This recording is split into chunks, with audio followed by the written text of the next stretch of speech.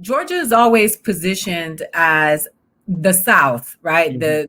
The dirty South. But there's a dynamic in Georgia that is different than the rest of the South, right? Mhm. The metropolis of Atlanta is a very progressive unit, and people don't really understand that when you're talking about Jonesboro and Griffin, you're not talking Mhm. about Atlanta. What do you think is going to happen there in January? So I thought it was going to be close in the special elections. David Perdue and versus John Ossoff, Kelly Loeffler versus Raphael Warnock, the Democrat. And at first I thought it was going to be close, and I've always believed that we could win it. Um, and when I say we, of course, like I don't feel like we have to keep making these distinctions, but I think it's worthwhile here for people who may never heard me speak before. When I say we, I'm not talking about it as if I see myself as a Democrat. I'm talking about it as those of us who, at least at a minimum, believe that we should wear a mask.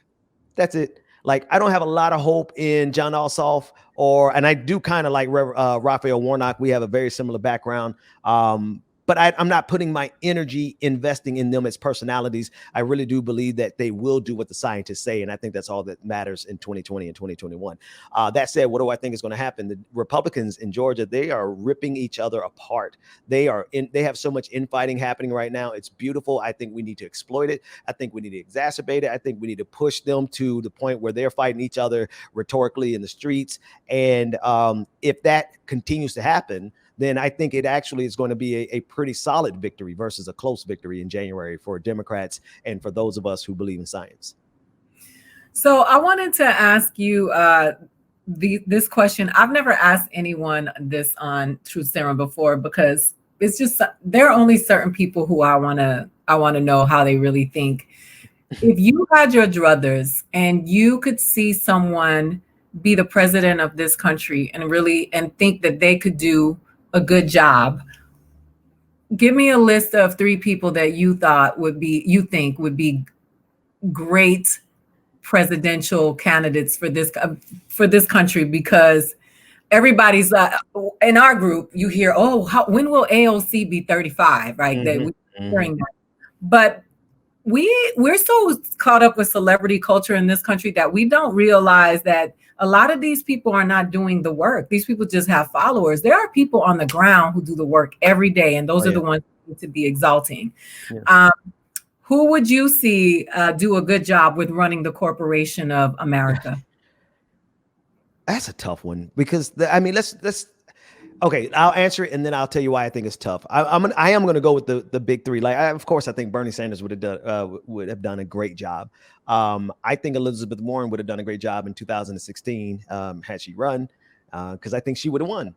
And I do really love the energy of the squad in general. Right, the way they had just complete disrespect for Barack Obama this week, and I appreciate that. I like Obama. Let me put this on. I actually like Barack Obama, but I also think it is far more valuable to have a generation of leaders who do not bow before his throne, right?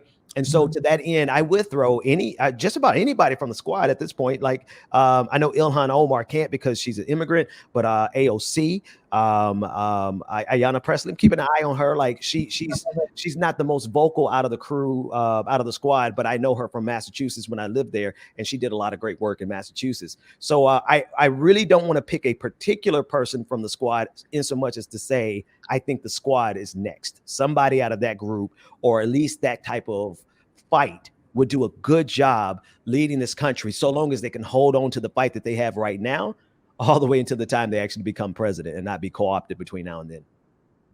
I agree. And what's so interesting is that they are unbreakable. Their bond is unbreakable, even Yeah. though they broke with Warren and Ayanna Yeah. endorsed Yeah. Warren and the rest endorsed Bernie. You still can't break them. Like, as much as they tried, even with that, they're still unbreakable. So I've tough. Yeah. actually met Ayanna, and I have a lot of respect for her. And yeah, she may not be as vocal, but But she is as effective. she's fierce, and like I said, I saw her when I lived in Boston. She was running for office, the state level office there, and next thing I know, she won the congressman seat, so the congressperson seat. So shout out to her. And the fact that she's where she is, Ilhan is where she is, and Corey now is making an Yeah. impression, joining us and fighting the good fight.